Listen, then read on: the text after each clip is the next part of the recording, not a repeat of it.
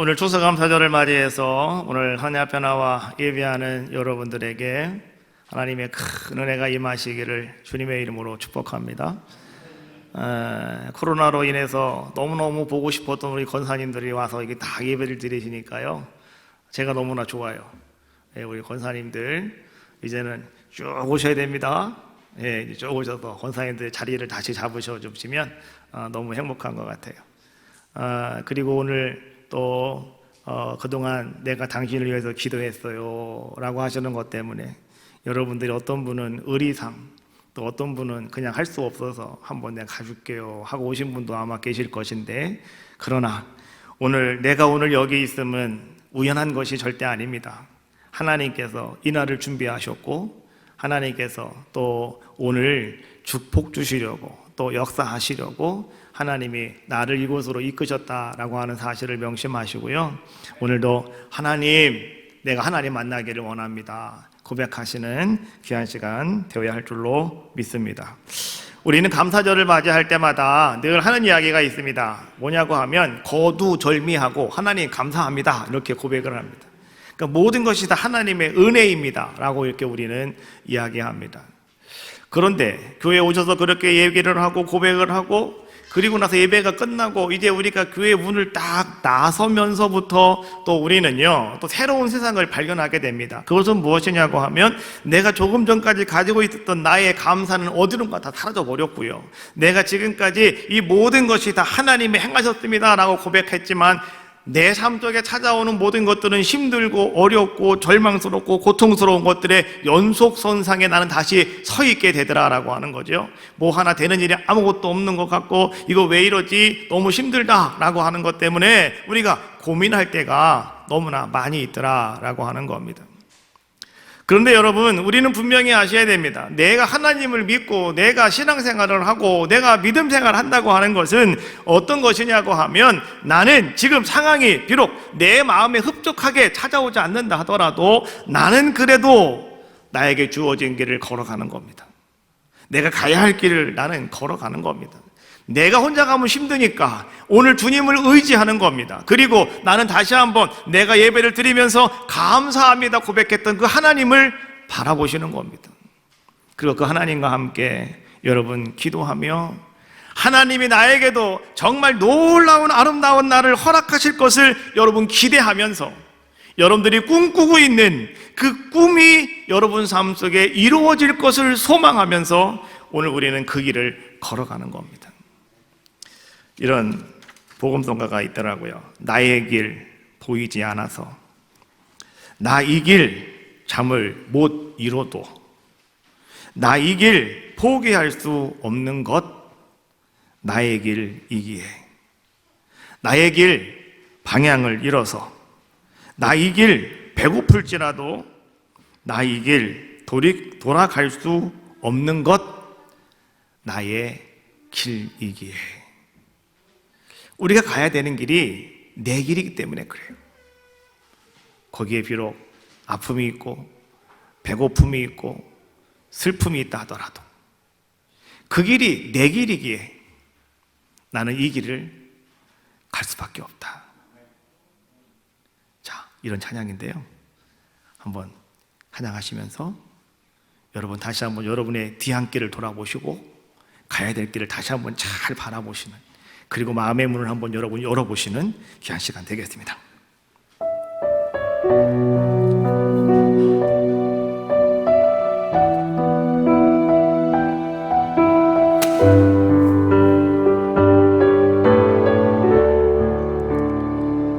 나 이렇게 모든 걸 걸고서, 나 이렇게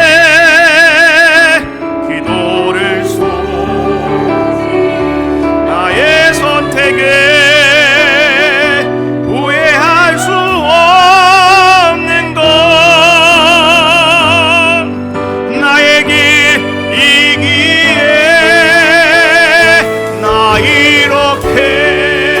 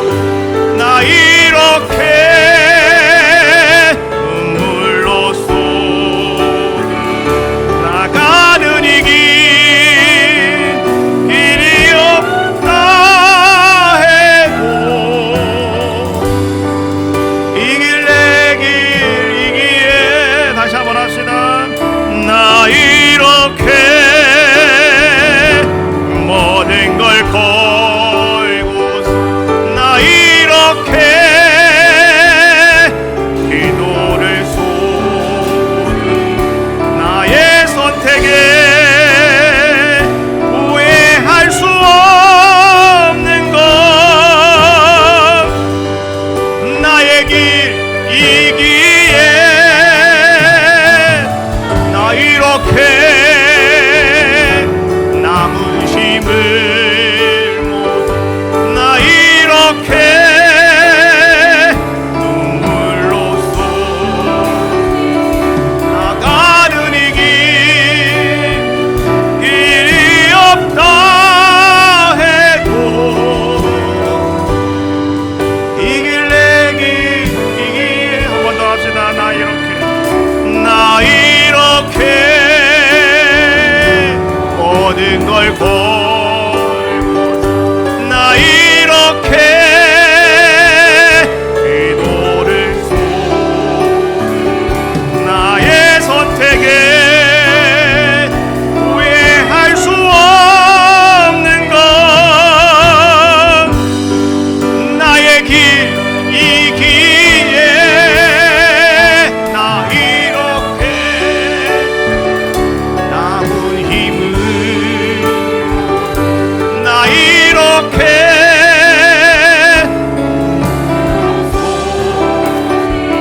나가는 이 길이 없다 해도 이 길 내 길이기에 바로 그거예요. 우리가 가는 길은 그 길이 내 길이기 때문에 우리는 그냥 기도하면서 눈물 쏟으면서 그냥 그 길을 가는 겁니다. 그때 하나님께서는요 우리에게 꿈꾸는 것 같은 아름다운 날을 허락해 주실 줄로 믿습니다. 오늘 우리는 추수감사절에 시편 126편에 있는 말씀을 가지고 하나님 말씀을 한번 나눠보려고 합니다. 시편 126편에 있는 말씀의 역사적인 배경은 이스라엘 백성이 바벨론의 포로가 되어서 이제 70년 동안 포로 생활을 하다가 이제 그들이 포로로 이제 다시 돌아오게 되는 귀환하게 되어지는 포로 생활에서 귀환하게 되어지는 그러한 역사적인 배경을 가지고 있습니다. 이스라엘 백성들은 하나님 백성들로서 하나님의 은혜와 복을 잘 받고 살아가는 자들의 모습이었는데 그런데 그 이스라엘 백성들이 하나님 앞에서 범죄하고 그들이 우상을 숭배하기 시작하였죠. 그래서 하나님은 그들을 가만히 있으실 수가 없어서 그 시대에 가장 막강하였던 바벨론이라고 한 나라를 들어서 하나님은 이제 이 예루살렘을 돌 하나 남기지 아니하고요 다 무너뜨려 버리고 말았죠. 그래서 그 당시에 많은 엘리트 그룹들이 어떻게 됩니까? 다 손에 줄에 묶여가지고 포로로 끌려가는 바벨론으로 포로로 끌려가는 자들의 모습이었습니다. 그런데 그때 하나님께서는 다행히도 이제는 포로로 끌려가고 있는 그들이 가는 그 길에서 하나님 앞에 눈물로 회개합니다. 하나님 우리가 잘못 살았습니다. 우리들을 용서해 주십시오. 이제부터 하나님 말씀만 붙잡고 하나님 뜻대로 살겠습니다 라고 했을 때 하나님께서는요 약속하신 것이 한 가지가 있었습니다. 그것이 무엇이었느냐? 예레미야 29장 10절에서 이렇게 말씀해 주고 계십니다. 말씀해 보니까 여호와께서 이와 같이 말씀하시느니라 바벨론에서 70년이 차면 내가 너희를 돌보고 나의 선한 말을 너희에게 성취하여 너희를 이곳으로 돌아오게 하리라. 70년 동안은 너희가 바벨론 땅에 가서 너희가 포로 생활을 할 것이지만 그러나 70년만 기다려라. 내가 70년이 차고 나면 다시 너희들을 이 땅으로 돌아오게 할 것이다 라고 하나님께서는 에레미야의 입술을 통해서 하나님은 아름다운 약속을 선포해 주셨다라고 하는 겁니다. 정말로 그런데 다행히도 70년이 지난 이후에 오늘 이스라엘 백성들은 하나님 말씀대로 다시 예루살렘으로 돌아올 수가 있었던 것입니다. 그것을 갖다가 우리가 이제는 바벨론 포로 귀환 이런 이야기를 합니다. 그래서 1차, 2차, 3차에 걸쳐서 이제는 이스라엘 백성들이 이제는 그곳 바벨론 땅에서 다시 너무나 그리워하던 거기 고향 예루살렘으로 돌아오는 그러한 모습이 이제 펼쳐지게 되어지는 것이죠. 1차는 스룹바벨을 중심으로 해서 이제는 한 4만여 명의 사람들이 돌아오게 되어지는데요. 이제 그때에 하나님께서는 그들을 통해서 무엇을 하시냐고 하면 다시 성전을 건축하라 라고 말씀하시죠. 그래서 그때 지어진 성전이 바로 스룹바벨 성전 이렇게 이야기합니다. 그러다가 성전을 건축하다가 그만 중간에 멈춰버리고 말았고요. 두 번째 귀환이 이루어지게 되는데 이때는 이제는 에스라를 중심으로 해서 사람들이 다시 또 들어오게 됩니다. 에스라는 이제 돌아와서 많은 이스라엘 백성들에게 하나님 말씀을 가르치고 다시 율법을 잘 가르치는 그러한 일을 하게 되고요. 마지막 세 번째로 이제는 느헤미야가 BC 444년에 다시 이제는 돌아와서 이제는 짓다가 말았던 성전, 그리고 완성하지 못하였던 이 성벽을 완벽하게 완공시키는 이러한 일을 행함으로 말미암아서 이제는 하나님께서 뜻하신 모든 것들이 완전하게 이루어지는 모습을 성경은 우리에게 보여주고 있죠.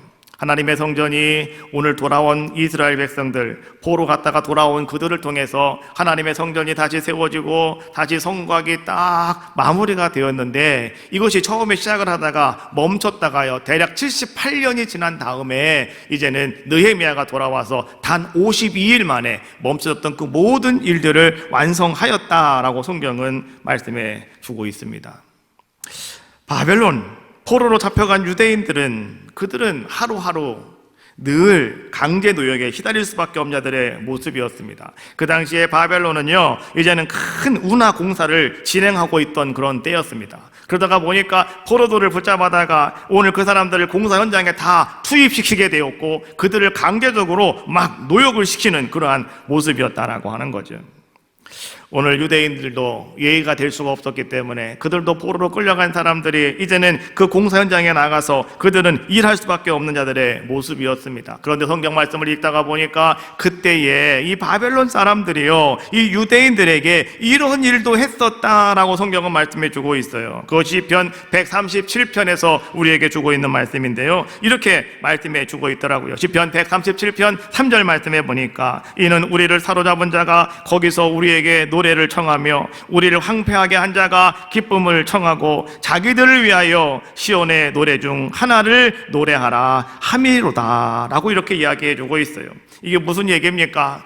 일 시키는 사람들이, 바벨론 사람들이 강제 노역을 하고 있는 유대인들에게 너 일로 와봐, 그래가지고 그 사람에게 너 옛날에 니네 나라에서 부른 노래가 있을 거 아니야, 한번 해봐. 그리고 너 옛날에 니네 나라에서 부르던 니네들만이 추는 춤이 있을 거 아니니 그것도 한번 춤도 한번 춰봐라 라고 하면서 오늘 이렇게 강제 노역을 시키고 있는 이 파사, 페르시아 제국 아닙니까? 바벨론이 이제 끝나고 페르시아 제국 넘어갈 때 아니겠습니까? 이때에 이 사람들이 말이죠, 막 이 사람들을 그렇게 희롱도 하면서 오늘 정말로 그들에게 말이죠, 춤을 춰보라고 하고 노래를 불러보라고 하면서 그들이 그 강제 노역에 시달릴 수밖에 없었던 모습이었더라라고 하는 거죠. 그러니 유대인들의 포로 생활 하루하루가 얼마나 힘들고 얼마나 고통스러운 현장이었겠는가라고 하는 거죠. 육체적으로 괴로운 것만 해도 너무나 힘들 텐데 또 거기다가 정신적인 실온까지 가하니 얼마나 그들 더 힘들고 어려웠겠는가라고 하는 겁니다. 그래서 많은 유대인들이 말이죠, 그들은 공사 현장에 돌아와서 너무나도 괴롭고 너무나도 답답한 그러한 마음을 달랠 방법이 없었습니다.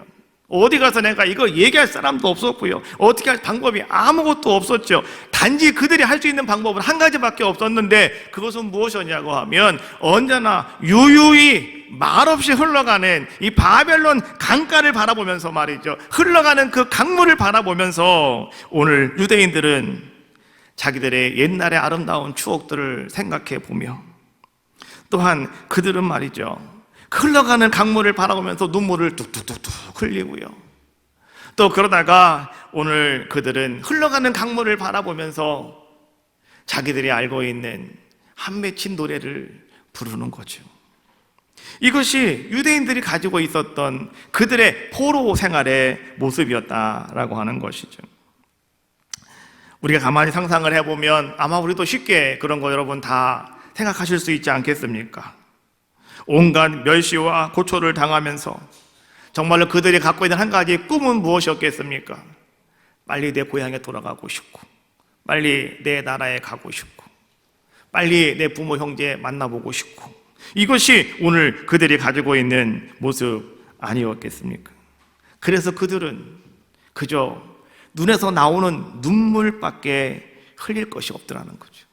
할 수 있는 것이 아무것도 없으니. 그래서 그들은 눈물을 흘리면서 또한 그들은 자기들이 다시 이제 이곳에 와서 찾게 되었던 하나님을 바라보면서 그들은 하나님, 우리들을 불쌍히 여겨달라고, 하나님, 우리들을 도와달라고, 하나님 앞에 그렇게 기도하는 그런 자들의 모습이 아니었겠습니까?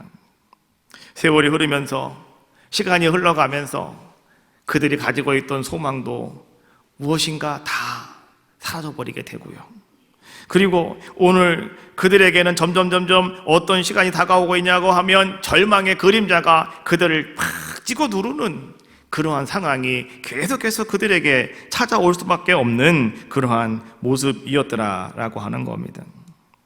그런데 그러던 어느 날, 정말 어느 날 갑자기 하나님의 섭리 가운데에서, 하나님이 강권적으로 역사하시는 가운데서 이제 그들의 꿈이 이루어지는 날이 되었다는 겁니다.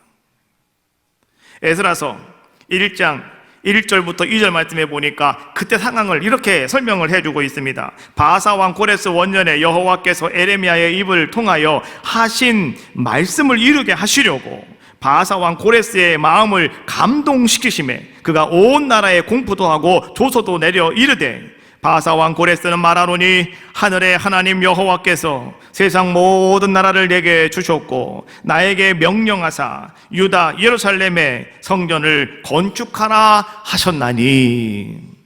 그리고 뭐라고 그래야 합니까? 너희 모든 이스라엘 유대 사람들은 너희들 나라로 돌아가라 라고 이렇게 칙령을 내리게 되었다라고 하는 거죠.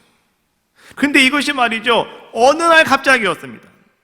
아무도 몰랐어요. 정말 어느 날 갑자기 오늘 그들에게 이런 놀라운 이야기가 그들의 귀에 들려오게 되었고, 그들은 이제 그런 상황 속에 처하는 자들의 모습이 되었더라라고 하는 것이죠.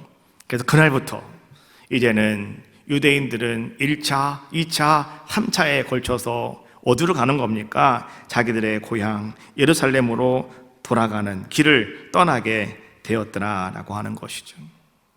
하나님의 섭리 가운데, 하나님의 역사하신 가운데 정말 이스라엘 백성들은요 70년 만에 해방을 경험하는 자들의 모습이 되었다. 이 기쁨을 이들은 어떻게 표현할 방법이 없었습니다. 그래서 그들은 이 기쁨을 이렇게 표현하고 있는 거예요. 그것이 오늘 126편 1절에서 하고 있는 이야기입니다. 자, 1절에 있는 말씀을 한번 같이 여러분들이 그 이스라엘의 백성들의, 유대인들의, 그 포로된 사람들의 마음과 기쁨을 가지고 한번 여러분들이 한번 1절 말씀을 한번 같이 합독을 한번 해보겠습니다. 시작. 여호와께서 시온의 포로를 돌려보내실 때에 우리는 꿈꾸는 것 같았도다. 하나님께서 우리에게 이제 너희 고향으로 돌아가라 라고 하는 이야기를 내 귀에 들려왔을 때 우리는 그것이 어떻다는 거예요? 내가 꿈꾸는 것 같았다라고 이렇게 이야기합니다. 여러분, 이 말씀을 공동번역으로 보니까 공동번역은 이렇게 번역을 하고 있습니다. 야훼께서 시온의 포로들을 풀어주시는 날 꿈이든가 생시든가, 정말 내가 이것이 꿈을 꾸고 있는 건지 아니면 내가 지금 정말 생시가 나에게 정말 이것이 이루어지고 있는 것인지 이들은 자기 몸을 꼬집어 보는 자들의 모습이었다라고 하는 것을 이야기해 주고 있는 거죠. 그들은 고향으로 돌아오면서 얼마나 기뻤을까요? 그래서 그 기쁨을 표현한 것이 2절에서 이렇게 표현해 주고 있는 거예요. 그때에 우리의 입에는 웃음이 가득하고 우리 혀에는 찬양이 찼었도다. 그때에 문나라 가운데서 말하기를 여호와께서 그들을 위하여 큰 일을 행하셨다 하였도다. 너무나 기뻐서, 정말 꿈 같은 일이 지금 우리에게 일어났기 때문에, 내가 꿈꾸는 것 같아서 정말로 그들은 어찌나 좋았는지 그들의 입이 다물어지지가 않았다, 이런 얘기입니다. 그리고 그들은 말이죠, 그냥 하양 저절로 찬송 소리가 막 울려 퍼지게 되었다라고 하는 이야기입니다. 그리고 만나는 사람들에게 가서 그들에게 이렇게 얘기했다는 겁니다. 하나님이 오늘 우리에게 엄청난 큰 일을 행하셨다고, 하나님이 우리에게 이런 놀라운 일을 행하셨다고 그들은 나가서 그렇게 놀라면서 사람들에게 이야기하는 그런 자들의 모습이었다라고 하는 것을 지금 우리에게 알려주고 있는 겁니다. 우리는 이러한 것을 가만히 바라보면서 말이죠, 이스라엘 백성들만 그랬을까? 아니에요. 우리 민족도 이런 경험이 있습니다. 일제 36년 이후에 여러분 1948년 해방이 되었을 때 말이죠, 모든 사람들은 다 길거리로 뛰쳐나갔습니다. 그리고 그 사람들은 뭐라고 외쳤습니까? 대한독립 만세를 외쳤습니다. 너무나 기뻐서. 이거 어떻게 표현할 수 있는 게 아무것도 없는 거예요. 그냥 대한독립 만세! 이것만을 외치는 그런 자의 모습이었더라라고 하는 것이죠. 그런 기쁨, 그럼 꿈꾸는 것 같은 날, 내가 꿈을 꾸는 것 같은 그런 같은 날, 그날이 오늘 하나님께서는 여러분들에게 오늘이라고 말씀하시는 줄로 믿습니다. 오늘 우리는 추수감사주일을 맞이하면서 하나님 앞에 나와 여러분 예배하는 가운데 있는데, 저는 그렇게 기도했습니다. 하나님, 이 날이 하늘문이 열린 날이 되게 하시고, 하나님, 오늘이 우리 교회 온 성도들이 꿈꾸고 있던 모든 것들이 이루어지는 날이 되게 하시고, 하나님, 정말 주님께서 오늘 이 날 복의 복을 더하여 주셔서 정말 내가 꿈꾸는 것 같은 날이라고, 내가 정말로 내 꿈꾸던 것이 오늘 내 삶 속에 이루어졌다고 고백할 수 있는 복된 날이 되게 해달라고 기도하면서 오늘 이 날을 저는 기다렸습니다. 오늘 여러분들에게도요, 하나님의 은혜가 그렇게 임하실 줄로 믿습니다. 자, 그러면 하나님께서는 어떤 사람들에게 이런 꿈 같은 일을 보여주실까? 꿈꾸는 것 같은 날을 허락하실까라고 하는 것이죠. 자, 그것이 이제 5절과 6절에서 우리에게 주고 있는 말씀입니다. 5절 말씀 한번 같이 읽어봅시다. 시작. 눈물을 흘리며 씨를 뿌리는 자는 기쁨으로 거두리로다. 눈물을 흘리며 씨를 뿌리는 자에게 이런 꿈꾸는 것 같은 아름다운 일을 허락하여 주신다라고 말씀해주고 계시는 겁니다. 저는 전에 이 말씀을 읽을 때는요, 그냥 생각 없이 그냥 말씀을 읽었기 때문에 그래, 눈물을 흘리며 씨를 뿌리는 자는 기쁨으로 거둔단다, 이것만을 제가 묵상을 했었는데, 이번에 이 말씀을 준비하면서 오늘 저는 한번 이 구절을 조금 더 깊이 한번 곰곰이 한번 생각을 해 보았습니다. 눈물을 흘리며 씨를 뿌리고 울며 씨를 뿌린다, 잘 이해가 되지 않았습니다. 여러분, 잘 들어보세요. 저는 시골에서 자랐기 때문에 씨를 뿌리는 것이 어떤 것인가 어느 정도 제가 잘 알고 있습니다. 곡식이나 채소의 종류에 따라서 이제 씨를 뿌려서 이제 거기서 그것이 발화가 되게 하고 이제 우리는 열매를 거두는 그런 모습을 볼 수가 있는데요. 근데 다 종류에 따라서 씨를 뿌리는 것이 다 다릅니다. 요즘은 여러분들이 그 단어를 아실랑가 모르실랑가 모르겠는데, 옛날에는 망태기라고 하는 게 있었습니다. 삼태기라고 하는 것도 있었습니다. 이 망태기는 뭐냐? 이 집으로 이렇게 가방같이, 여러분 나갈 때 쓰는 가방 같은 거 있잖아요. 가방 같은 것으로 그렇게 만들어가지고 어깨에 그거를 걸고 거기다가 벽시 같은 거를 집어넣고 옆에다 걸고요, 손을 집어넣어서 벽시를 막 집어가지고 직접 뿌리면서 가는 거잖아요. 삼태기는 이렇게 만들어서 그것도 집으로 만들어가지고요, 옆에다 끼고, 그거는 끼고서 여기다가 이렇게 씨를 뿌리는 겁니다. 이거 삼태기고요, 가방 같은 거는 망태기입니다. 처음 들어보시는 분 계실 거예요. 그러나 처음 들어보시면 한국 사람이 아닙니다. 그렇잖아요. 망태기, 삼태기. 이거는요, 씨를 뿌리는 거예요. 씨를 뿌릴 때 사용하였던 그런 모습이었습니다. 그런데 보세요. 자, 망태기의 씨앗을 담아가지고요, 밭에 나가서 그냥 쉬쉬 뿌리는 경우도 있습니다. 그때 눈물 안 나요. 눈물 절대 안 납니다. 힘들지도 않아요. 재밌습니다. 또 어떤 경우가 있냐고 하면, 어떤 씨앗들은 말이죠, 이 고랑을 만들어요. 이 랑을 만들어 놓고 거기다가 구멍을 뽕뽕뽕뽕 뚫어 놓고 갖다가 씨앗을 하나하나 심을 때도 있고, 거기다가 씨앗을 갖다가 놓는 경우도 있단 말이죠. 뭐 이것도 제가 해봤습니다. 근데 그것은 아침에 딱 나가서 하려고 그러면 야 많다 이런 생각은 들어도, 이거 하면서 내가 눈물을 찔찔찔 짜면서 내가 정말로 통곡하면서 내가 이걸 심은 적은 없더라라고 하는 거죠. 어찌 보면 이렇게 씨를 뿌린다라고 하는 것은 내가 눈물을 흘릴 정도로, 내가 울 정도로 어려운 일은 절대 아니다, 이런 얘기입니다. 그렇다고 한다면 왜 오늘 시편 기자는 오늘 이 말씀을 우리에게 과장되게 이렇게 이야기를 하고 있을까? 씨를 뿌리면 뿌리는 것이지 뭔 눈물을 흘리며 씨를 뿌리고 뭘 울며 통곡하며 씨를 뿌린다고 지금 이렇게 말하고 있는 것일까? 이것은 과연 오늘 우리에게 무엇을 바라고 있는 것일까? 그것을 한번 저는 생각을 해보게 된 겁니다. 저는 바로 결론을 얻을 수가 있었죠. 그것은 무엇이냐고 하면 오늘 이 시편 기자는 지금 무슨 상황을 가지고 얘기하고 있냐고 하면 자기들이 지금 처해 있는 그 상황 속에서 지금 이 말씀을 하고 있는 거 아니겠습니까? 그 상황은 어떤 상황입니까? 자기들이 포로로 잡혀와 있는 그런 상황입니다.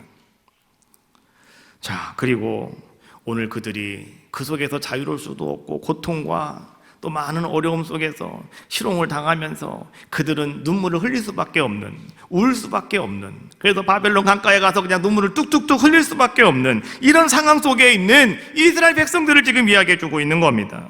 그런데 오늘 그들이 말이죠, 이제 하나님께서 우리에게 약속하신 말씀 70년이 차면이라고 하는 그 하나님께서 그 날이 찼을 때 하나님의 손을 펼치셔서 하나님이 행동하실 때까지 나는 어떤 고통스러운 현실도 내가 다 참고 내가 인내하는 것, 그것을 갖다가 오늘 시편 기자는요 씨앗을 뿌린다라고 표현해주고 있는 거예요.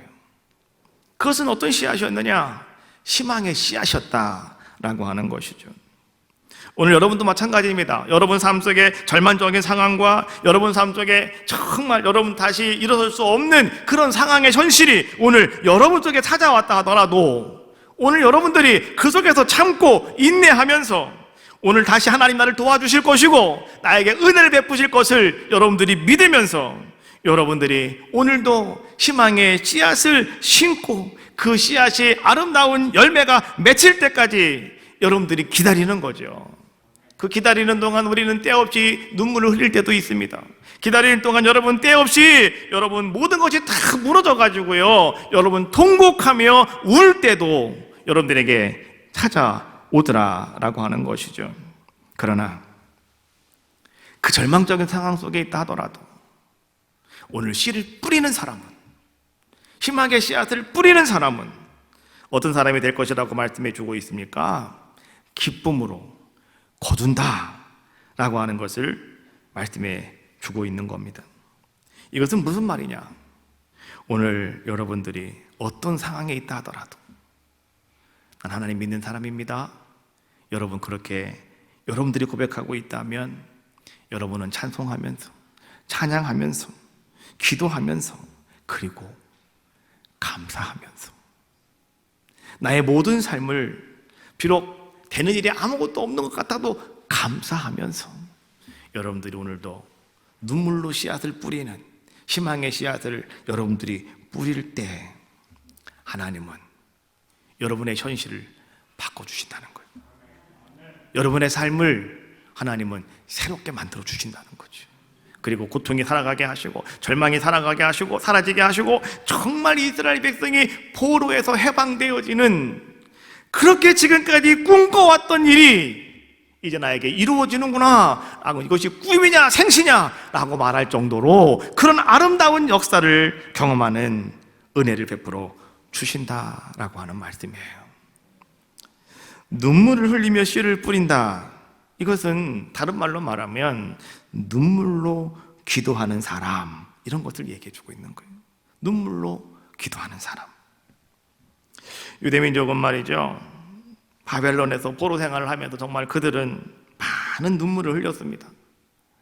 운하 공사를 시작하면서 그들은 강제 노역을 하면서 그들은 바벨론 강가에서 때로는 서글퍼서 울었고요, 때로는 너무나 자기 자신이 처량해서 울었고요, 때로는 아파서 운 사람도 있을 거예요. 때로는 하나님 앞에 기도하면서 그냥 운 사람도 있었을 겁니다. 놀라운 것은 그들의 눈물 한 방울 한 방울이 떨어져서 어떻게 됐다는 겁니까? 4절 말씀해 보니까 여호와여 우리의 포로를 남방 시내들같이 돌려보내소서. 남방으로 강물이 흘러가는 것처럼 우리의 눈물과 모든 것들이 그렇게 시냇가에 파고들어서 흘러갔더니 결국은 어떻게 했다는 겁니까? 그것이 하나님의 마음을 움직였다라고 하는 것을 이야기해 주고 있는 거죠. 유대 민족의 눈물의 기도가 결국 어떤 일을 이루었느냐? 70년 동안의 포로 생활에서 그들이 해방되어지는 꿈을 꾸는 것 같은, 꿈꾸는 것 같은 나를 오늘 그들이 만들어냈다라고 하는 것이 오늘 성경이 우리에게 주고 있는 말씀이에요. 포로로 잡혀간 사람들 가운데는요, 이런 사람도 있었어요. 다니엘과 같은 사람도 있었어요. 다니엘과 같은 청년은 여러분 어떤 모습이었느냐고 하면 바벨론 포로 생활을 하면서 그는 다른 사람보다 좀 더 편안하게 살 수 있는 그런 자의 모습이었습니다. 오늘 다니엘과 청년들은요, 왕의 진미를 함께 먹을 수 있는 그런 특권도 가지고 있는 자들의 모습이었습니다. 그런데 그들이 어떻게 했다고 성경은 말씀해 주고 있냐고 하면 그들은 모든 특권을 다 포기했답니다. 그들은 왕과 함께 맛있는 것을 먹을 수 있는 것도 다 포기해버렸답니다. 그리고 그들은 무엇을 하였느냐? 그들은 하루에 3번씩 예루살렘을 향하여 창문을 열고 그들은 거기서 말이죠, 하나님 앞에 눈물로 기도했다라고 하는 겁니다. 비록 기도하다가 걸리면 사자굴 속에 들어갈 수도 있었고, 또 그들이 잘못되면은 풀물 속에 들어갈 수도 있었습니다. 그런데 그들은요, 하나님 앞에 하루 3번씩 기도하는 것을 포기할 수가 없었다는 겁니다. 눈물로 기도하는 그 기도를 그들은 포기할 수가 없었다는 것이죠. 그래서 그들은 끊임없이 눈물로 기도했더니 그들의 간절한 눈물의 기도가 어떤 역사를 이루어나게 됐냐고 하면 바로 이제는 어느 날 갑자기 하나님께서 꿈꾸는 것 같은 아름다운 역사를 이루어 주셨다는 거지요. 돌아가라 라고 하는 아름다운 해방의 기쁨을 맛보게 되었더라. 다니엘이 바로 1차 귀환에 있을 때 그때 바로 다니엘이 활동하던 시기였다라고 하는 사실, 다니엘의 그런 기도가, 눈물의 기도가 바로 하나님의 역사하심을 드러냈다라고 하는 것을 이야기해 주고 있는 겁니다. 하나님은 지금도 눈물로 기도하는 자들에게 꿈꾸는 것 같은 날을 허락해 주십니다. 그래서 여러분 눈물로 기도하셔야 된다라고 하는 겁니다. 이런 말이 있더라고요. 3살 때 기도는 천재를 만들고 5살 때 기도는 위인을 만들고 10대의 기도는 삶의 목표를 정하게 하고 20대의 기도는 음란죄를 막아주고 30대의 기도는 갱년기 질병을 막아주고 40대의 기도는 암과 중풍을 막아준다.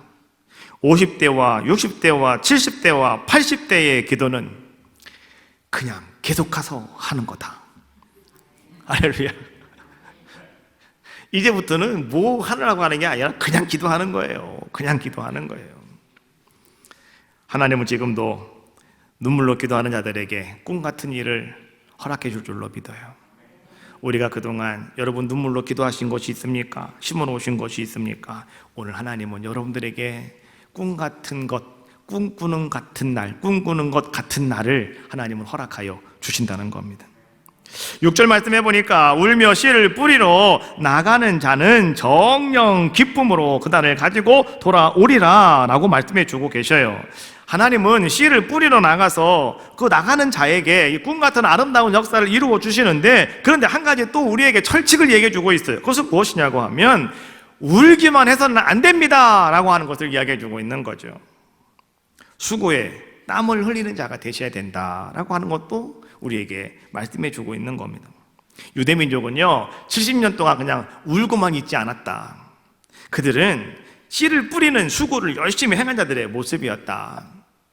노동하는 사람은 나가서 열심히 노동을 하면서, 지식인들, 다니엘 같은 지식인들은 지식인으로서, 젊은이들은 젊은이답게 열심히 자기에 맡겨진 씨앗을 잘 뿌리는 그런 자들의 모습이었다. 그것이 하나님의 마음을 움직이게 하였고, 이제 그것이 그들이 꿈꾸던 해방의 기쁨을, 꿈 같은 일이 현실로 나타나게 되어지는 놀라운 역사를 이루었다라고 하는 겁니다. 이스라엘 백성이 출애굽을 할 때 르비돔이라고 하는 곳에 머물게 되었습니다. 거기서 반석에도 물이 나온 그러한 곳이지 않습니까? 근데 그곳에서 이제 그들이 아멜렉이라고 하는 군대와 싸움이 벌어지게 되었는데, 자, 그때 하나님께서는 우리에게 이런 모습을 보여주고 있습니다. 출애굽기 17장 10절로 11절 말씀해 보니까 여호수아가 모세의 말대로 행하여 아멜렉과 싸우고 모세와 아론과 훌은 산 꼭대기에 올라가서 모세가 손을 들면 이스라엘이 이기고 손을 내리면 아멜렉이 이기더니 라고 말씀해 주고 있어요. 아멜렉과의 싸움이 일어났을 때, 자, 모세가 산꼭대기에 가서 손만 들고 하나님이여 기도만 했다고 해서 하나님이 그 전쟁이 이기게 하신 것이 아니었다라고 하는 것을 말씀해 주고 있는 거죠. 어떻게 이겼습니까? 여호수아는 칼을 들고 나가 싸웠다라고 하는 겁니다. 나가 싸우는 사람은 싸우고 기도하는 사람은 기도, 두 개 같이 합쳐져야 된다라고 하는 거죠. 우리는 늘상 실수하는 것이 무엇이냐고 하면 기도만 하면 돼, 아니면 열심히만 하면 돼, 이런 모습을 가지고 있다는 거죠. 근데요, 두 개가 같이 합쳐져야 하나님은 거기서 여러분들에게 아름다운 열매, 꿈 같은 일을 이루게 하시는 놀라운 은혜를 베풀어 주신다는 겁니다. 눈물로 간절히 기도하십시오. 그리고 또 한편으로는 여러분 열심히 땀을 흘리며 씨를 뿌리는 수고가 여러분들에게 있으셔야 된다고 하는 거죠. 예를 들면 이런 겁니다. 이제 엊그저께 수능고시가 끝났죠. 고3 학생들 고생 많으셨고 또 많이 애썼습니다. 그런데 보세요, 학생이 좋은 성적을 얻으려면 첫 번째, 열심히 기도해야 됩니다. 기도 참 많이 해야 됩니다. 하나님 도와달라고, 나에게 지혜를 달라고 기도 많이 하셔야 되겠죠. 동시에 또 뭘 해야 됩니까? 열심히 공부하는 수고가 있어야 됩니다. 어떤 친구는 기도만 열심히 하고 말이죠, 공부도 안 해요. 잠만 자요. 갈 때 다 갑니다. 그리고 시간이 없대요. 근데 무슨 시험을 잘 보겠느냐고. 하나님께서 여러분들이 암만 기도해도요, 하나님께서 야, 너는 열심히 돌았잖아, 그러니까 뭐 어떻게 할 수 없다, 야, 이렇게 할 수밖에 없지 않겠습니까? 내가 정말로 기도 열심히 하면서 정말 하나님 보시서 안타까운 정도로 내가 열심히 그냥 그 책을 붙잡고 파고들고 있을 때 하나님이 우리에게 그때 지혜를 주시는 거예요. 그때 봤던 내용이 시험에 나오는 겁니다. 그렇잖아요. 하나님이 그런 은혜를 베풀어 주시는 거 아니겠습니까? 여러분 사업하십니까? 여러분 어떤 가게를 운영하고 계십니까? 다 마찬가지입니다. 여러분들이 내가 사업에 성공하기를 원하신다고 한다면 첫 번째, 하나님께 눈물로 열심히 기도하셔야 됩니다. 기도하지 않으면 안 돼요. 열심히 기도하셔야 됩니다. 그리고 두 번째, 동시에 어떻게 되느냐, 남보다 더 열심히 여러분 부지런히 움직이셔야 돼요. 수고하고 애쓰셔야 된다라고 하는 겁니다. 그러면 꿈 같은 일이 일어납니다. 꿈꾸는 것 같은 아름다운 날을 맞이하게 되는 겁니다. 우리 교회도 가만히 보면 새벽 예배 열심히 하고, 그리고 나가가지고 열심히 하다가 밤늦게까지 열심히 일하시는 분들도 있어요. 하나님께서는 그런 분들에게 꿈 같은 일을 이루어 주십니다. 꿈을 잘 꾸셔야 돼요. 꿈을 밤에 꿈꾸는 게 아니라 그런 계획을, 내가 마음의 소원을 여러분 잘 바라보시라는 거예요. 그런 꿈을 갖고 여러분 바라보시면 그것이 나에게 그대로 이루어지는 거예요. 하나님 나를 그렇게 도와주시는 거 아니겠습니까? 그래서 하나님은 놀라운 역사를 이루어 주신다라고 하는 거죠. 하나님은 이제 우리 에덴 교회에도요, 이런 꿈꾸는 것 같은 날을 하나님은 오늘 허락해 주실 줄로 저는 믿습니다. 왜냐고 하면 기도했거든요. 그리고 성전에 와서 여러분 매일마다 릴레이로 1시간씩 여러분들이 행하셨거든요. 최선을 다하셨잖아요. 그러면 하나님께서는 오늘 그 꿈꾸는 것 같은 날로 하나님은 우리를 이끌어 가신다는 겁니다. 교회가 이곳에 세워진 지 벌써 18해가 되었습니다. 18년이 되었습니다. 이제 하나님 앞에서 하나님께서 이 교회가 온전함으로 성숙함으로 세워지기를 하나님은 아름답게 축복해 줄 줄로 저는 믿고요.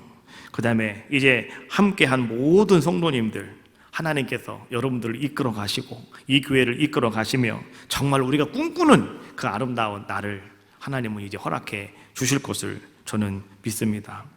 특별히 오늘 우리가 추수감사주일로 예배를 드리고 있지만, 저는 오늘 이날 11월 21일 날을요, 저는 한 7월 달부터 그렇게 작정하고 기도를 했습니다. 하나님, 지금 코로나 때문에요, 지금 난리도 아닌데요, 하나님, 우리가 추수감사주일이 11월 21일인데요, 하나님, 이날을 기점으로 해서 이제 우리 에덴 교회가 다시 온 성도가 신앙이 회복되기를 원하고 하나님께서 역사하시는, 그리고 하나님께서 행하시는 놀라운 일이 나타나는 D-Day가 되기를 원합니다.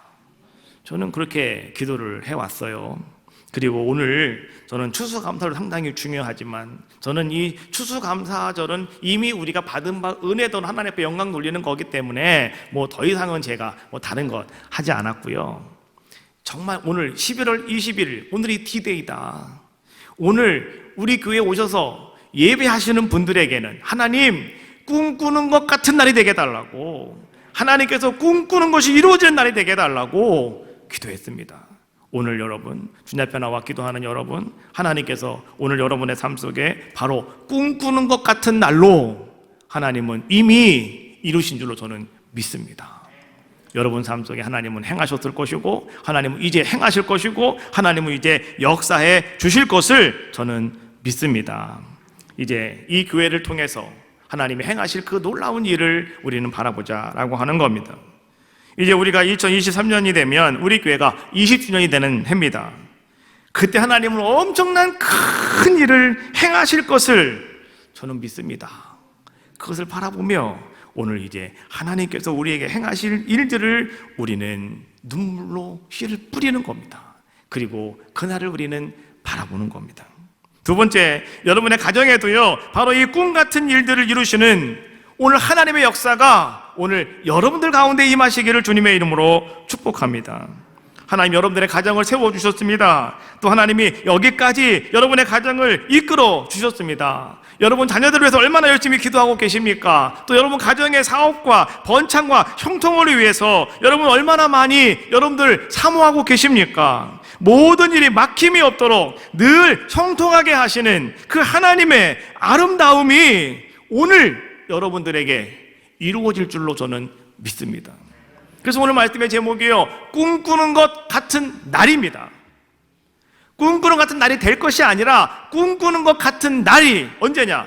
오늘이다 라고 하는 것 명심하시고, 오늘 하나님 나를 통해서 하나님께서 바로 꿈꾸는 것 같은 날로 은혜를 베풀어 주시기를 원합니다. 이스라엘 백성이 그렇게 기뻐하고 그렇게 즐거워하며 그렇게 감사했던 것처럼 오늘 내 삶 속에도, 우리 가정에도, 하나님 우리 자녀들에게도 하나님이 이런 놀라운 역사를 이루실 것을 저는 믿습니다.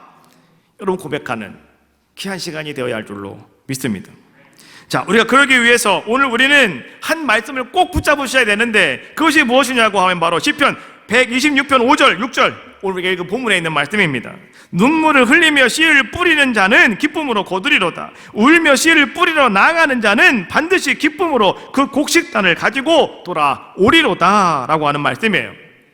하나님께서 손을 펼치셔서 행동하실 때까지 모든 고통과 어려운 삶 속에서도 여러분들의 그 모든 현실을 참고 내가 인내할 수 있는 것, 그러면서 여러분들이 계속해서 내가 희망의 씨앗을 여러분 계속해서 뿌리는 일, 이것이 여러분 속에 지속적으로 되어져야 한다라고 하는 거죠. 그리고 절망적인 현실을 견디면서 여러분들이 그 씨앗을 통해서 이제 아름다운 열매가 맺혀질 때까지 비록 힘들지만 여러분 기다리면서 때때로는 눈물도 나고 때때로는 여러분들이 말이죠 막 무너져서 마음껏 울고 싶은 상황이 여러분들에게 있을 수도 있습니다. 그러나 그때 여러분 무너지지 마시고요, 그 절망적인 현실을 견디어냄으로 말미암아서 하나님이 여러분의 삶을 바로 그렇게 꿈꾸는 것 같은 날로 변화시키시는 놀라운 역사가 임하시기를 주님의 이름으로 축복합니다. 찬양 한번 하고 통성으로 기도하겠는데요, 우리 오늘 눈물로 하나님의 씨앗을 심는다 찬양인데요, 통성으로 찬양하시고 기도하겠습니다.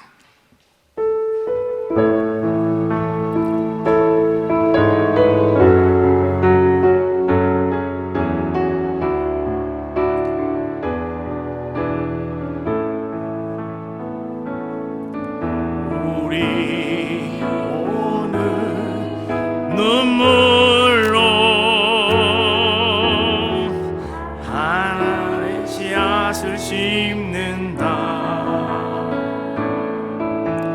꿈꿀 수 없어 무너진 가슴에